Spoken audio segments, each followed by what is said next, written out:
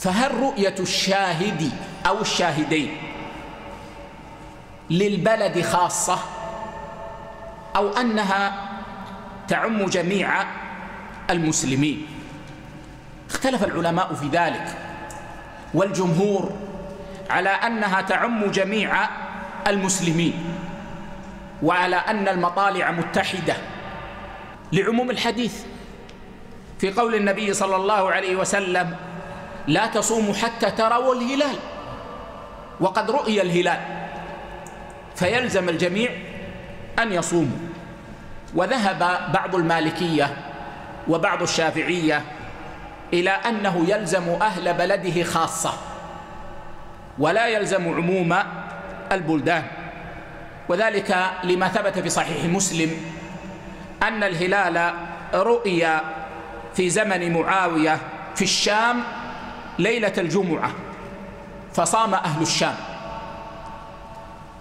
وأما في المدينة فإن أهل المدينة صاموا يوم السبت، يعني صام أهل الشام يوم الجمعة لأن الهلال رؤي، وأهل المدينة لم يروا الهلال فأكملوا فصاموا يوم السبت. وكان ابن عباس رضي الله عنهما في المدينة، فلما علم بذلك وقيل له: ألا تكتفي برؤية معاوية؟ قال لا، قال لا. وهذا الأظهر والله أعلم أنه لكل بلد رؤيته. البلد الذي يجتمع تحت إمام واحد له رؤيته، ولكل بلد رؤيته، وذلك لهذا الأثر عن ابن عباس رضي الله عنهما، ولا يعلم له مخالف من الصحابة. وأيضا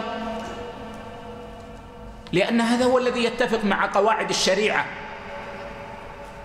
فإن علم الأطراف المتباعدة برؤية الأطراف الأخرى كان فيما تقدم من الزمان متعذرا، لا يمكن أن يكون.